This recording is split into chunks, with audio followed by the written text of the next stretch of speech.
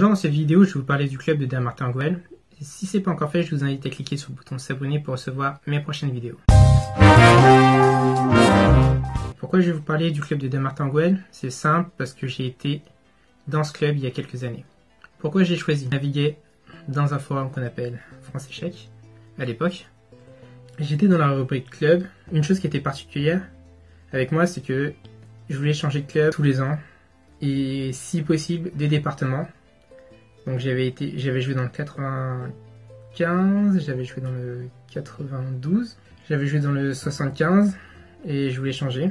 J'étais dans la rubrique club et ce que j'ai fait en fait, j'ai regardé s'il y avait des propositions de club et je tombe sur celle de Dammartin. C'est comme s'ils avaient pris un hameçon et moi étant poisson, j'ai foncé dedans. Pourquoi j'ai choisi? Tout simplement parce que ce club proposait aux joueurs de jouer des joueurs qui étaient mieux classés qu'eux.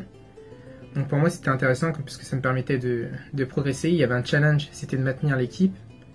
Donc sur le papier on avait une équipe faible, qui était un peu le cas au niveau du jeu.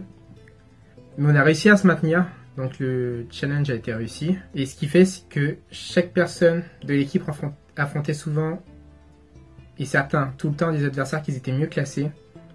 Et ça nous a permis de progresser. Et surtout, c'était un challenge. Ça a pu créer vraiment une atmosphère familiale, de club. Ça, c'était bien. Sinon, on suivait ensemble des cours avec le grand maître Todor Todorov.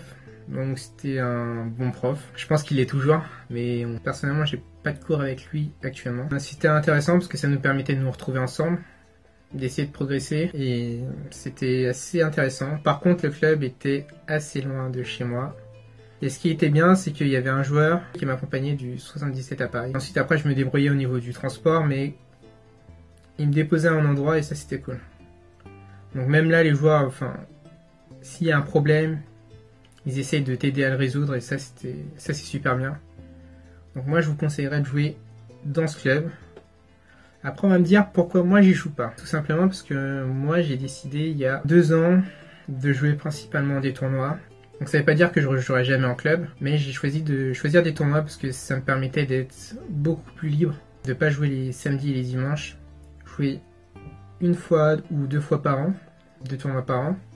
C'est ce que j'ai fait les 2 dernières années. Donc je m'autorisais au maximum 3 tournois, mais dans les faits j'ai joué que 1 ou 2 tournois en fait.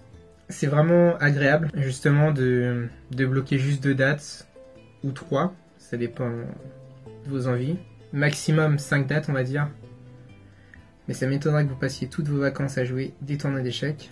Voilà, moi je profitais pour jouer aussi à l'étranger, donc une pierre deux coups, vacances et échecs. Maintenant, pour la plupart des personnes qui vont pas le faire et qui préfèrent jouer en club, c'est-à-dire juste utiliser un samedi ou un dimanche, ça dépend du moment de l'année. Mais si vous avez cette approche, je vous conseille de jouer au club de Dammartin-Goël si vous habitez pas trop loin ou si vous êtes dans la région parisienne, ça peut être une expérience importante. Maintenant, ça dépend aussi de votre classement. Je conseillerais ce club plutôt à des joueurs entre 1700 et 1900. C'est vraiment l'idéal. Parce que vous pouvez renforcer l'équipe. Vous pouvez rencontrer des joueurs qui sont assez bien classés. Il y a une ambiance de club qui fait en sorte que vous avez envie de progresser et de faire votre mieux. Et il y a aussi des cours d'échecs. Donc voilà, il y a tout pour réussir là-bas. Et j'oubliais une chose importante. Le championnat du 77 est vraiment intéressant. Et vous avez une chance de faire un bon résultat aussi.